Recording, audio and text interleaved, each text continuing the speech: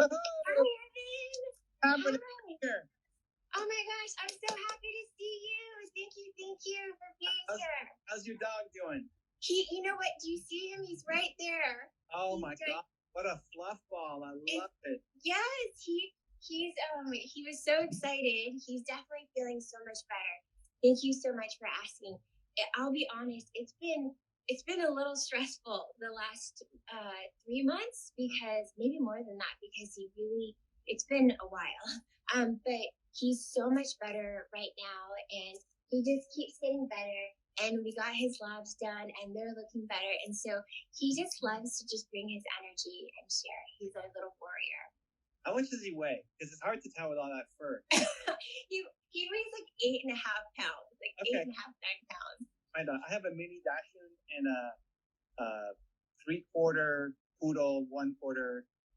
Three-quarter Shih Tzu, 1/4 poodle, and they're both like 9-10 pounds. So yeah. Oh, so you get it. Like our little fur babies. I mean, he's really. I love all our babies, but Gizmo and I have a special bond, and I feel like he's the love of my life. And so, thank you so much for being so just so kind and compassionate when I was like, we've got to reschedule.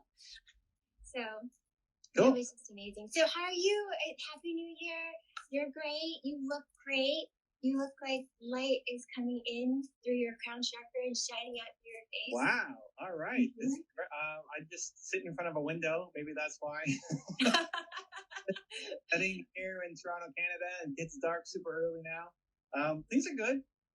I'm an introvert, so this whole time is not too crazy for me. It just means make more videos for YouTube and keep growing.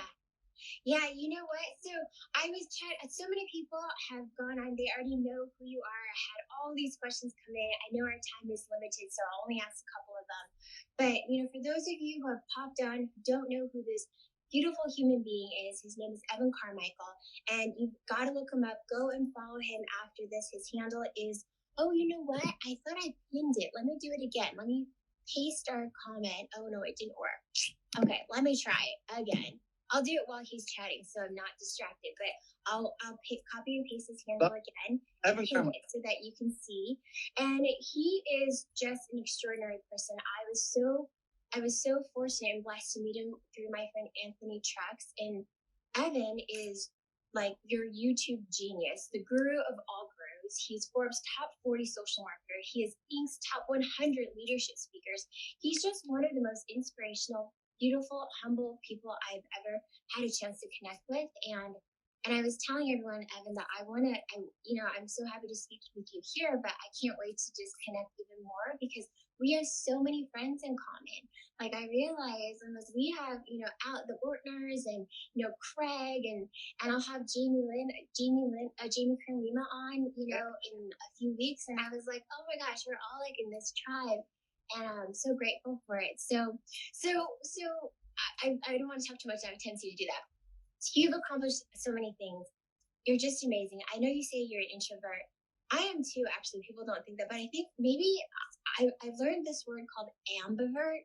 And I think you might be an ambivert too. It's where you're kind of an introvert, but you can step up into that moment when you need to. Especially for me, if I'm delivering for someone else. And I think that's why your book, Built to Serve, and just everything, your ethos and everything you stand for, resonates so deeply with me, because the notion of serving and the act of serving is really what gets me out of my introvert space a lot of the times. So if you don't mind, could you just give a little bit of just as a background on your journey, and what you've done, and about the book, and then we'll dive into some questions. Yeah, super quick, because I love answering questions from the audience as much as possible. Okay. Yeah, I think I'm probably best known for the YouTube channel at this point, or maybe the book, or I have a couple books. This one's Built to Serve. The concept basically is if you're not happy, it's because you're not serving, and that your purpose comes from your pain. For everybody who's struggling to figure out what is your purpose, it's actually not that difficult. You don't have to go meditate on a mountain for 10 years. Your purpose comes from your pain. Whatever you struggled the most with growing up as a human is the thing you want to help other people with. My toughest time was being an entrepreneur in my first company at 19. Yeah. every video I make, every piece of content I make, every book I write is still just talking to 19-year-old Evan to get belief. Yeah. Yeah. I would still consider myself an introvert more than an ambivert. I even look like today. So today's Thursday, and Thursday is my public facing day, where all day I'm just doing IG lives and podcasts and guests on other people's shows and that kind of stuff, my training. And I was sitting here this morning, Thursday. I'm looking at my calendar, right? When I woke up, come here, look at my calendar, and I have a beautiful view of, Toronto. I could show you super quick. Sun is setting there. Oh, beautiful. So I come here and I look out the window and I look at my plan for the day. And Thursdays give me anxiety because I look at it and it's all public facing stuff. And I secretly hope that something else is going to happen that they cancel. Like I secretly hope, hey, I get that. Serena messages me and said, hey, Evan, we're off for today. I got to do something. Like, yeah, no problem. Okay, spend in a month or whatever. I totally get that. So I look at it and it immediately gives me anxiety for what is about to happen because I don't want to disappoint. I think my biggest fear is disappointing other people. I want to come up and try to bring in value. Mm-hmm. And so the thing that gets me over it is service. Is hey, I'm here to help. Like it's selfish not to show up. Yeah, 100%. And so it forces that out of me. And once I'm in it, I'm usually good. I can stay in it. Yeah. So it's why I put everything together on a Thursday. Because the you're getting now has been, this is 4:30 for me. I've been doing it since the morning, right? It's just like nonstop all day long. And it's just everybody, if you're watching this, you've got a message, you've got a mission. It may not be a giant one. Some people want to serve the world and some people want to serve the 25 closest people to them. But in either way, if you're not happy, it's because you're not serving. Mm-hmm. And the good news is you can always find a way to serve. Yeah. And if you woke up every day and felt like today mattered, that makes a big difference. I think most people wake up and feel like today doesn't matter. Nobody cares if I show up or don't show up. Where if you could flip that and actually feel like, no, today matters. Like if I don't show up for Serena today, that matters. 100%. If you woke up and felt like that, like today's going to matter to somebody else, you're going to have an impact on somebody's life. If you did that every day, your life will be dramatically different 3 months, a year from today, guaranteed. Yeah, and I echo that because that's what got me on the lives to begin with. I'd never done any lives. I was so, I had imposter syndrome. I never did lives until COVID. And I started them when I was sick. I was so sick, with COVID in April. We were sick in March and April, right when I first hit LA. And I showed up, and if I look at my old videos, I look gray because I was so sick. And I remember I would do these lives and I'd be drenched in sweat because I was fever, but I was there to deliver a message, it was for the community. It was how you can support your immune system, how we can just breathe through this fear, how we can deal with our anxiety, who I can bring on to help my community and our greater community. And so I echo that so deeply because that is definitely what helps drive me to show up. It's just how can I serve others? But that is, there's about 3 questions that kept coming up over and over. And it is, how do I serve with what I'm doing? Because some people think that their jobs they're not in a space where they can serve. They're in a 9 to 5. She's an accountant and she just works. Now she's working from home and she doesn't know how she can find the value in a service way. Another one is a research assistant, another one. I mean, there's dozens where they don't feel that they can find a purpose and a way to serve in what they're currently doing, that they'd have to leave it. And of course, they're fearful of leaving. So that's one major question. Yeah, it starts with, and first off, your lives have been amazing, by the way. It's been awesome. I kind of think so. Now and then to see what's going on. Okay. Ooh, that's a good. Anyway, so you're doing a good contribution to the world, at least to the Instagram world. I would say it starts with the belief that where you are right now doesn't have to be where you end up. So most people feel trapped at where they are right now and feel like there's no hope. And without the belief that it's possible to change, nothing happens. So no strategy will work until you have the belief that tomorrow can be brighter. And tomorrow could be next month or next year, like it could be in the future. But if you have hope in creating a better future for yourself, things start to shift. So all of the examples that you're sharing are great, but it's more about like where they are right now. Out of where I'm at right now and believe that where you are right now doesn't have to be where you end up. So it almost doesn't matter if you're an accountant right now, if you're a research assistant right now. Awesome. I don't usually get trapped too much by people telling me where they're right now. It's like, well, where do you want to go? Right. What do you want to make? Right. What do you want to create? Who do you want to be? How do you want to serve? And just, it starts with releasing them of the burden. Like, just imagine you could do that. Where do you want to be? Not just like, where do I want to live? I want to live in LA. I want to live, just like, what do you want to do? What kind of work do you want to do on a daily basis? How do you want to serve? Just imagine. And then once you have a clear picture, you can actually start to make steps towards it. And maybe that's within the same job. Maybe that's within the same company. Or maybe that means you have to go do something else. But without the belief that you could create a brighter future for yourself, nothing happens. So that has to be step number one. It's why I think I like to say that lack of belief is the world's number one problem. Yeah. That's what I'm trying to wake up every day to do. I think everybody has Michael Jordan level genius at something. Yes, agree. We all have superpowers. The best in the world at something. And it's probably not what you went to school for. And it's probably not what your parents thought you should be doing, but you got to find it. Most people either one believe that they don't have that Michael Jordan level genius or something, that they're not a superhero at something. If you walk down LA and ask people, hey, do you think you have a superpower at something? It's like, what? Are you crazy? Like, it's just not how most people think, but that's also why most people hate their lives. And then once you believe it, then it's the ability to go and chase it down and to actually make it happen. So usually it's a lack of belief at the core of anything. It's not the lack of money or resources or anything. It's just a lack of belief.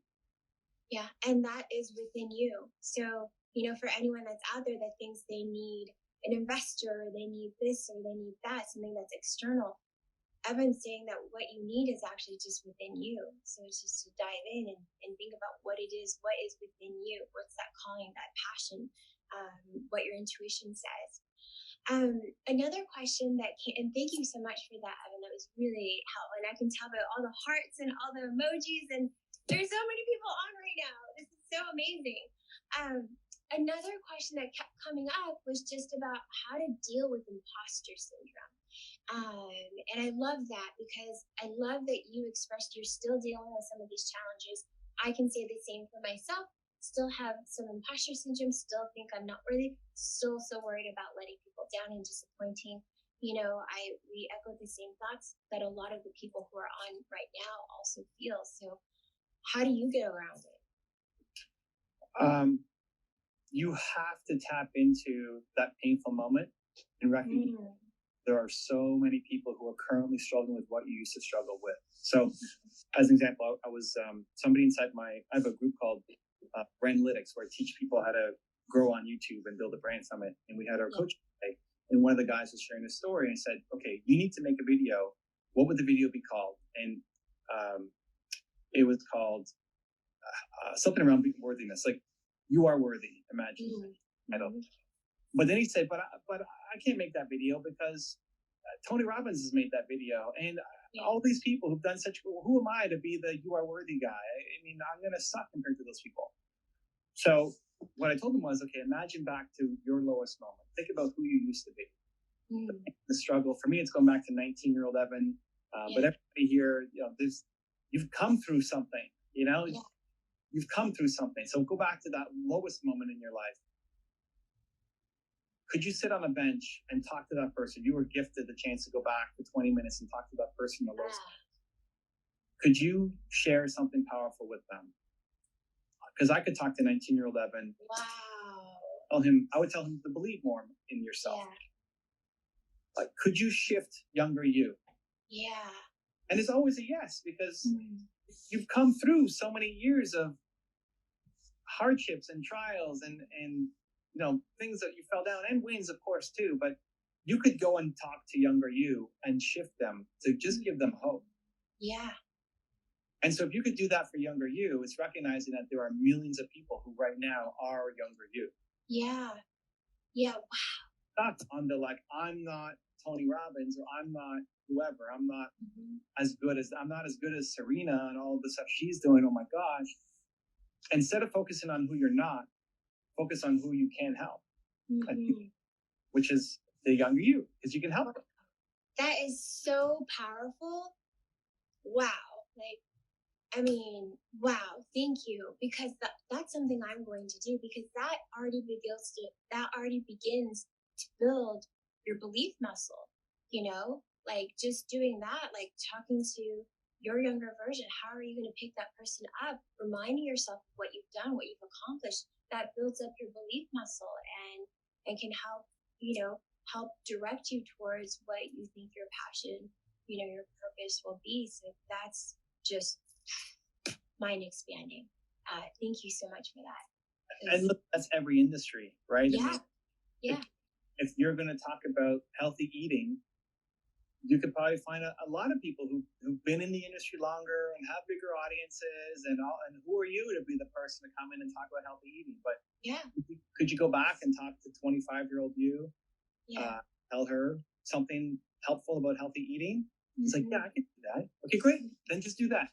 But talk to her instead of talking to the person. Yeah, no, that's look at all these hearts.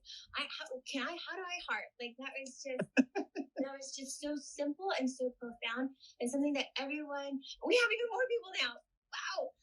That's something that everyone on here can do, no matter what it is that you're doing right now in your career, your current profession, your current hobby, whatever it is. That's something that you can do to sort of just build that muscle and that momentum to finding your purpose. That is just incredible. So thank you so much for that. And then, I think we only have time for one more quick question, but it was, we had a lot of questions coming about YouTube, of course. We can do a round two on another day too. We'll day two. Yeah, for sure. Well, that would be awesome. Oh my God, that'd be amazing to do a round two. We'll have you go in again. Hey, I'll bring next time too. We can have could you? We could have a play date, virtual play date. So we'll do round two more deep into YouTube. But if there's maybe 3 pieces of advice that you could give if someone was trying to get started on their YouTube, like something brand new, or just hasn't had any luck. So what are maybe 3 things, or it could be just 1 thing, or 5, however many you want to share to help get them going. I would start with this. So why YouTube? I think YouTube, if you're a thought leader, if you're an expert, if you're a coach, if you're an entrepreneur, YouTube should be at the core of your marketing strategy this year. Why? One, it's the only place where your content lives forever. So if this video gets posted onto YouTube, in a year, in 5 years, in 10 years, it'll still get views. My videos from 12 years ago are still getting views right now. The IGTV version of this will still be getting views in 5 weeks, let alone 5 years, right? And so you want to be thinking, if you have a message that lives forever, if you want to sell your business in the next 3 months, then don't worry about it. But if you're on a mission, you have a purpose, you have a message needs to be heard, YouTube needs to be your number 1 place to go. Okay. Second is YouTube pays you, and they have the best monetization of any platform out there. So not only does the content keep getting you views and subscribers and leads on autopilot, you make money as well. I have not utilized that yet, but we're signing up for Brandlytics. So for you, so you guys out there, I don't have Evan's book on me because I gave it to my assistant to read.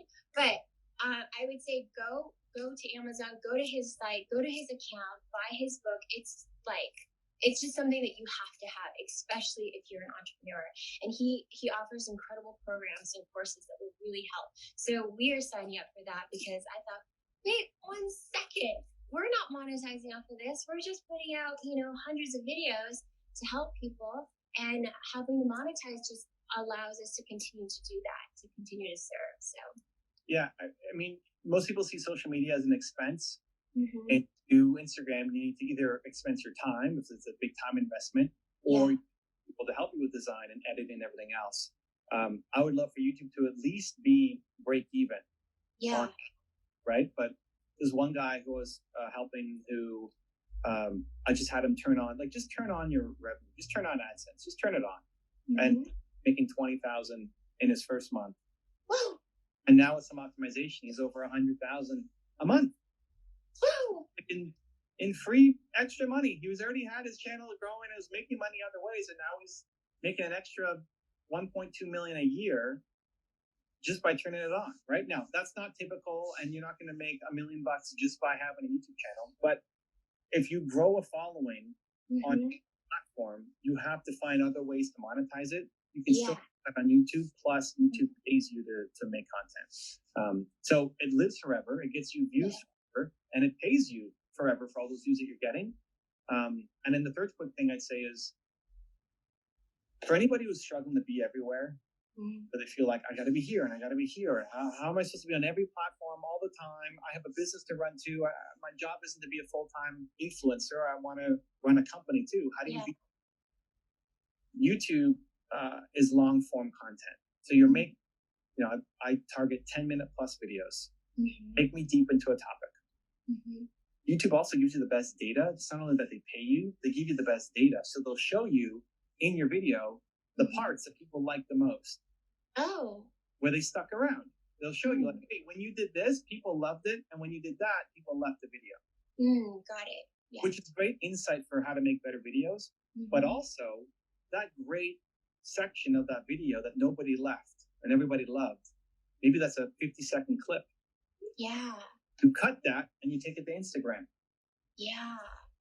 So you use the data from YouTube to then cut up your videos to then take to all the other platforms and just adjustments. But you don't have to be creating tons of brand new content for every single platform and then get burnt out. I think YouTube long form, it lives forever, makes money forever, and then you cut up the content to go to all the different platforms. So that's how you can be everywhere with really just being on YouTube and planning them.